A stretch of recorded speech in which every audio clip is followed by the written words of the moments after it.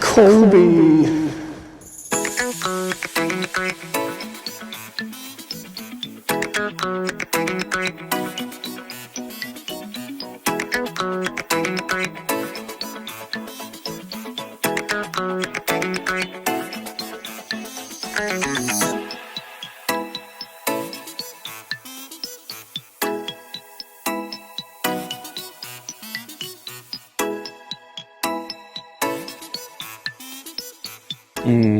其實好似係到 Kobe 喎。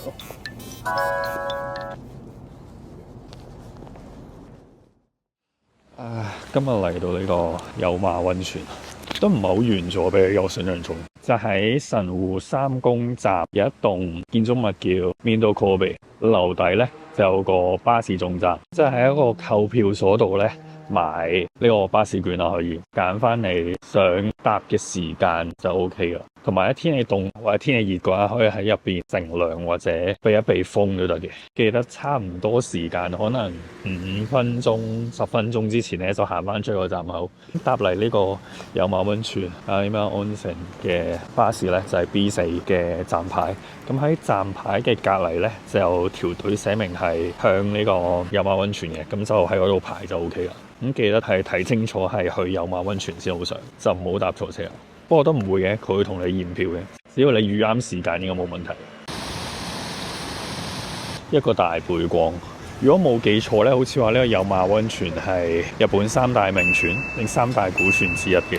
呢度都有好多唔同嘅選擇，比較出名有呢個金枝湯同銀枝湯，我就打算去浸呢個，相傳係充滿住鐵質嘅金枝湯，好似話係偏泥黃色、紅色。總之就唔係一般見到嘅水嘅顏色，相傳可以促進呢個血氣運行。簡單啲嚟講就係對你嘅身體健康有幫助啦。同埋今日又係得個2、3、4度啊，睇下浸完之後會唔會個身真係亂鬼咗啦？好似到咯，有馬本溫泉金枝湯，試試佢。An eternity later， 哇！浸完好新鮮成個體驗，嚟過日本好幾次，其實都未浸過溫泉，今次係第一次啦。一開始咧入去就好快已經遇到呢啲木板地啦，一嚟就除鞋先啦，lock 咗對鞋，然後就去買飛啦。佢有一部自助售賣機嘅，咁有好多唔同俾錢嘅選擇，即係 IC 卡啊、現金啊、credit card 啊嗰啲都用得到嘅。咁你就可以揀唔同嘅選擇啦，視乎翻你嘅大人細路啊，你想唔想金銀湯一齊浸啊？又或者你想連續浸好多次攞個優惠咧，都係有呢個選項嘅。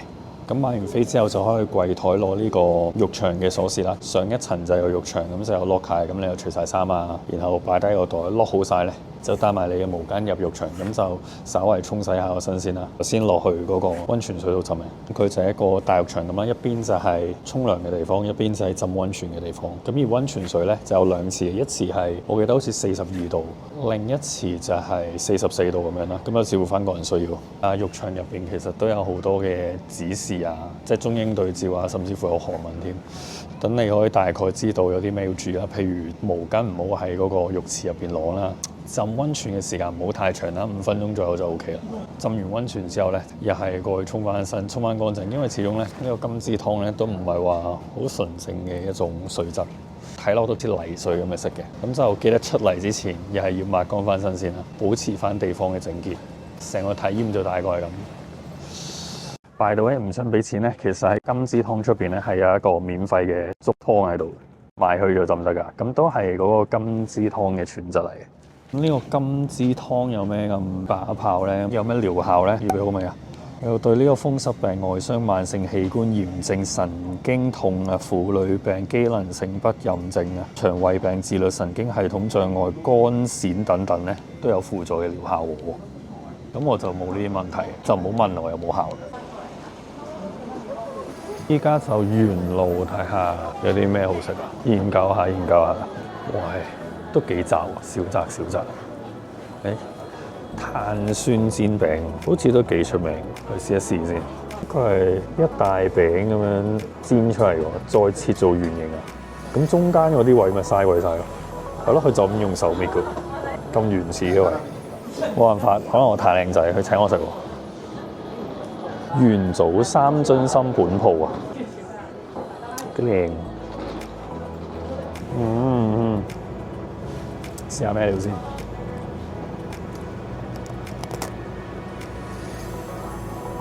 佢脆得嚟係有少少硬嘅，唔係完全鬆化嗰種。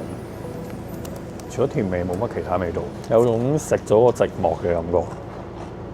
我應該幫襯下，人哋都咁熱情請我食，買一盒做手信。唉，買咗。我就係咁好水。最緊要嘅係咩？就係令到客人感到被尊重。呢間鋪頭就成功咗。好，入咗嚟一間叫做竹中肉店食牛肉炸物嘅鋪頭，完全忽視咗依家係聖誕假期咧，有少少失策。啱掛住影相影咗好耐，跟住慢慢條街嘅人都多起上嚟，真係簡單買啲小食嗰啲檔口都非常之多人。為咗唔想排隊咧，我就上咗喺呢個樓上鋪度買嘢食。好似話呢間鋪都好耐歷史喎，我見佢餐紙上面咧都有寫到話110年前已經創業㗎。咁就試下呢啲百年老店係咪真係特別把炮？出奇地咧，啱啱呢間鋪頭嘅之客，即係一位比較年長嘅女士咧，佢係英文流利得嚟，係冇口音嘅。嚟咗日本3日，第一次見到有人係完全唔驚講英文同我對答，可以俾大家參考下呢個。百年老店真係百年老店，佢啱啱係將嗰嚿牛肉攞俾你睇先啦，喺煮之前。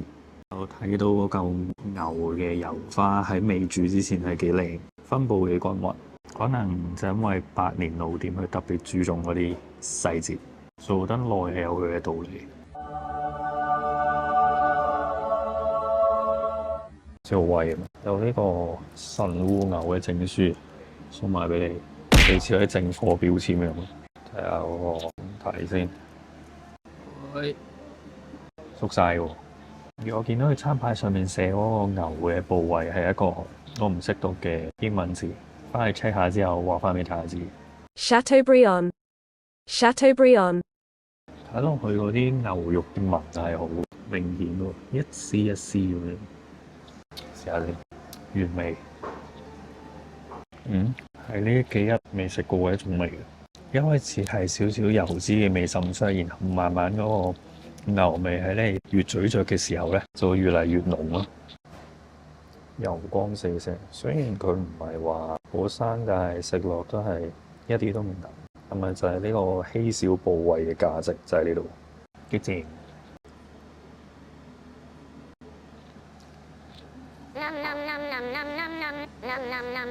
越諗就越唔順條氣。嗱，呢個 set 係16,000嘅啦。而我第一晚係呢個神戶牛吉祥吉食嗰個擺盤擺到好似兒童餐咁嘅 set 咧，係講緊18,000嘅。我咪俾人水咗第一日，其實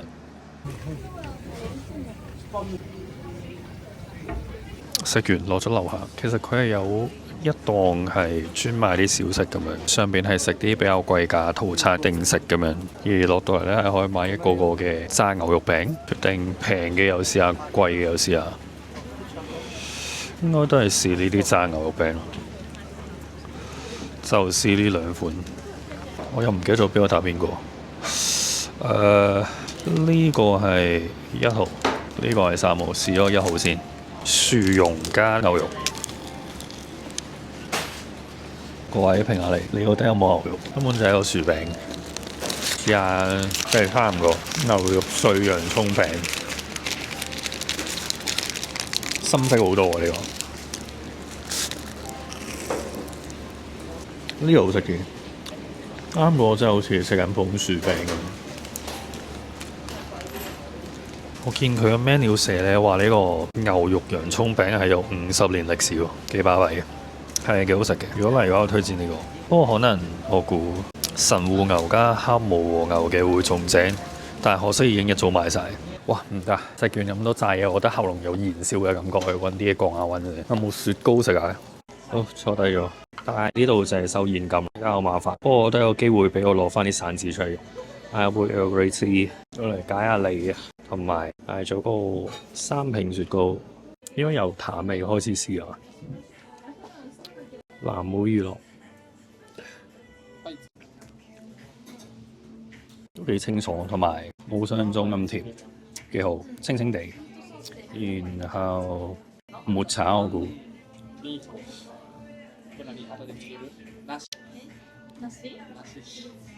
強勁嘅抹茶味，有到杯茶，都幾好喎！呢啲調味基本上都唔會話太甜，唔會好流。琴晚我食完燒肉，啱啱又食完好多煎炸嘢，不過喉嚨急救一下，飲埋個茶先。佢個咩杯仔俾你，可能驚你覺得熱咁樣，係咪倒出嚟攤凍我？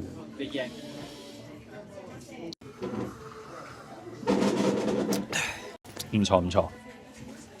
而家到揾手信嘅時候，買翻支酒孝敬下爹先。好似話有隻麥酒咁樣嘅，係咪呢間？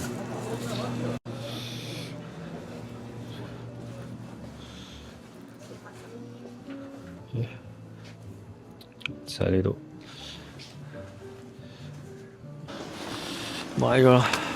好似話喺呢度都幾出名嘅一個麥酒，買一支普通麥酒同埋一支黑麥酒，希望運翻嗰陣唔會打爛。Yo my friend， 經過漫長嘅交通咧，我諗1個鐘都有，就由三公咧搭完巴士，再轉纜車，再轉多程纜車咧，先至上到嚟呢個摩耶山谷星台。哇，好大個頭！就係特登上嚟睇呢個譬如話日本3大夜景之一嘅摩耶山谷星台夜景，又稱為唔知8萬定1000萬夜景咁樣咯。就係講緊下邊亮燈嘅電費啊，係值過千萬美金啊，好似有啲咁嘅講法。依家趁微天下就佔據定有利位置，係 by the way 過嚟嘅交通就交翻俾未來嘅我去講。係我啊，嚟自未來嘅山齊士。想去摩耶山其實唔難，喺 JR 對出嘅巴士總站有18號向 JR 鹿甲道嘅巴士可以搭。巴士上面有清晰嘅報站器，到纜車站亦都會有特別嘅廣播，唔使擔心會 miss 咗。記得睇定時間表，諗定搭邊班車走，超前部署就自然安心啲啦。買飛就記得係買 round trip 來回，基本上無腦買最貴就啱㗎啦。上山嘅纜車分2段，有前段嘅 railway 鐵路同埋後段嘅 ropeway 吊車，中間要上一小段樓梯，問題應該唔大。想睇景就記得喺搭吊車嘅時候，企行車方向嘅右後方，落山就左前方，咁就可以有最好嘅視覺啦。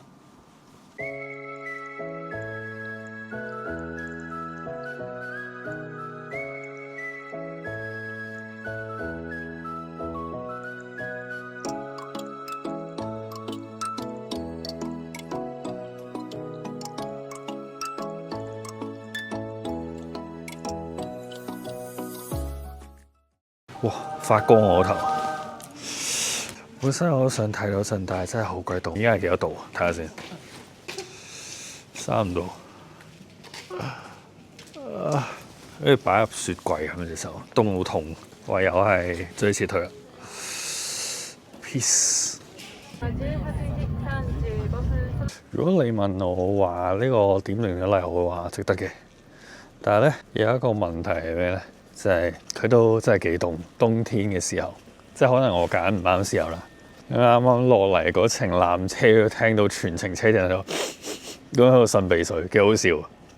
係咪得到咗個共同嘅創傷？不過只要你唔怕凍嘅話就 OK， 好似啲強壯嘅肥仔係冇有怕嘅。同埋啱啱咧就行咗幾分鐘斜路落山，唔係搭喺車站前面嘅18號，而係搭呢個2號嘅巴士。因為咧，其實大家都係貪方便，一落嚟就直接企嗰個站度等，結果就嗰個站勁多人咯。其實你只需要行幾分鐘落翻去搭2號咧，就會輕鬆好多。啲車都好順順密嘅。夜晚我就翻咗市中心繼續食牛，今次去咗神戶牛雅山北店，諗住食下飯盒咁啦。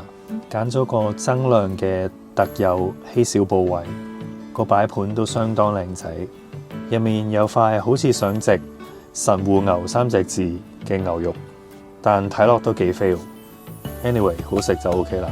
牛味都幾濃嘅，油脂適中，口感鬆軟。